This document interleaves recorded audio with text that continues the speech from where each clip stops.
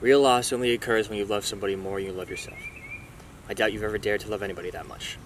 It's stuff like that. It's small moments throughout your life that you consume, through the films that you see, the art pieces you're lucky enough to walk through in museums, the books that you, for some reason, have the consciousness to decide to try and read, that have the potential to change the way that you view the lens of your life forever. I would be remiss as an artist if I did not, at the bare minimum, acknowledge the people and the things that I've seen over time that have changed the way that I think. And so I think it'd be pretty fun if I got to indulge that curiosity of mine in a video.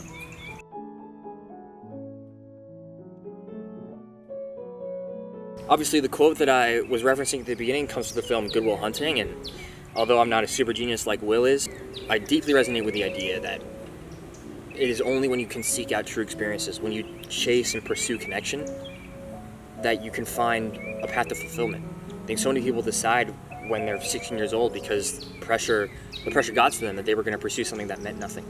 Will is afraid throughout the entire film to be vulnerable. And that monologue by Robin Williams changed the way that I see the world.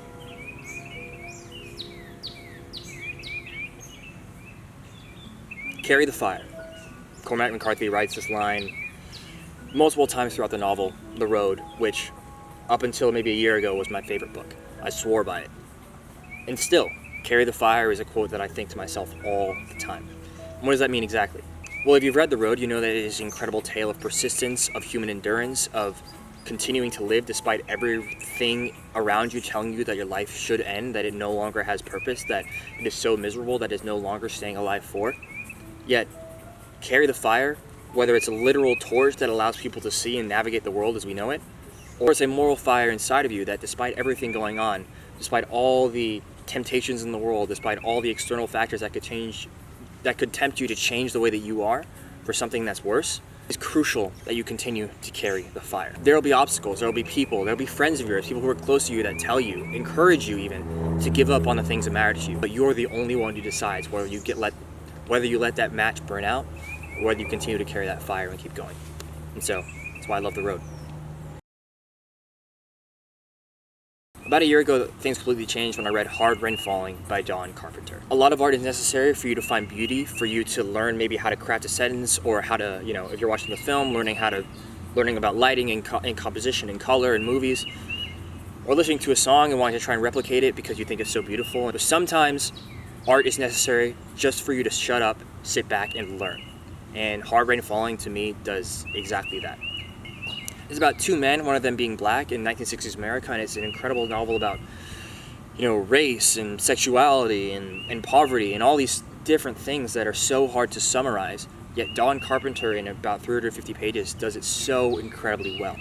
It is a brutal, brutal book, one that will leave you in recognition of your own privilege in a lot of ways, and it was necessary for me to read that novel and recognize that for myself.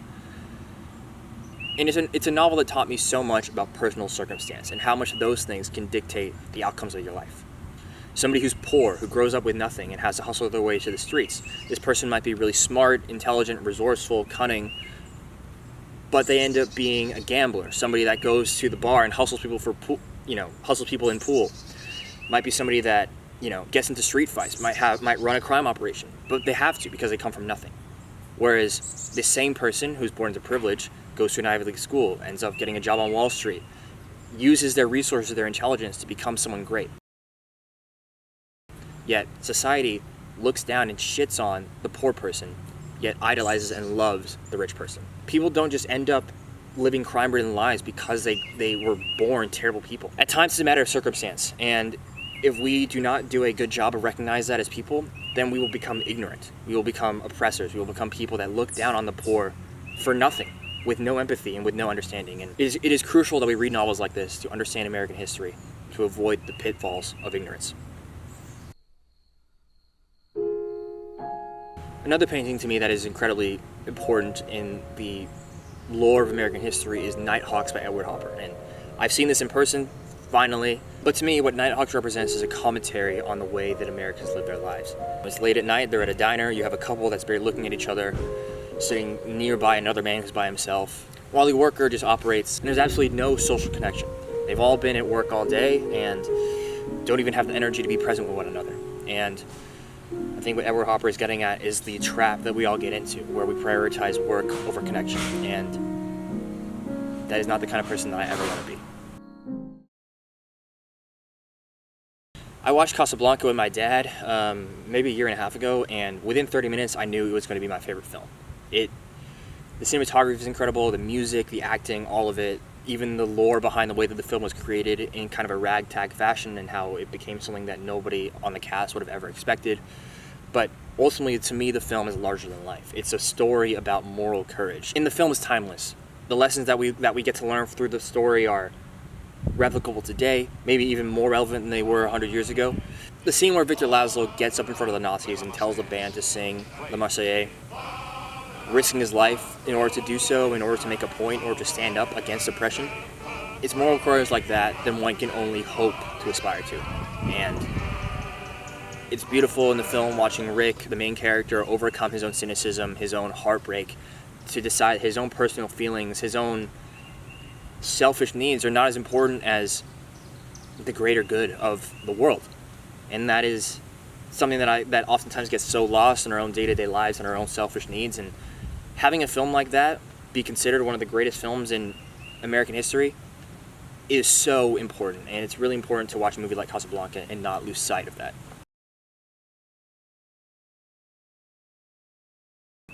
And finally, The Old Man and the Sea by Ernest Hemingway. Obviously, this is a classic line, a man can be defeated but never destroyed, which I love and find incredibly important. But also there's a line by Ernest Hemingway, and I don't know where he wrote this, I'll have to find out eventually, but where he says, "No subject is terrible if the story is true, if the prose is clean and honest, and if it affirms courage and grace under pressure." And that quote does not only apply to literature, to a film, whatever else it might be, but it can apply to the way that you live your life. If you live your life in a clean and honest way and are courageous under pressure, then there's no way that the story that you have to tell about your own life won't be beautiful. And while he perfectly captures that dynamic in The Old Man and the Sea, more importantly, Ernest Hemingway captured the moral fiber that an artist must have in order to try and produce something great. If you're not living an interesting life yourself, then how are you supposed to tell anyone else what is beautiful about it? If I can go about my day-to-day life, being true to myself, being honest, being clean in my morals, clean in my actions, and I can affirm and be courageous under pressure, to me that will create a life that is worth living and interesting enough to write about.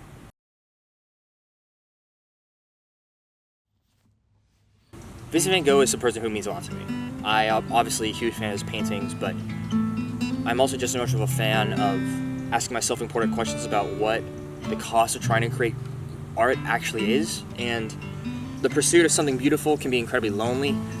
Vincent himself was an outcast in his own society. He was admitted into a mental asylum because the people around him couldn't tolerate living with him on a day-to-day basis, and he was looked down upon, spat upon, literally and metaphorically, and died thinking that nobody loved him.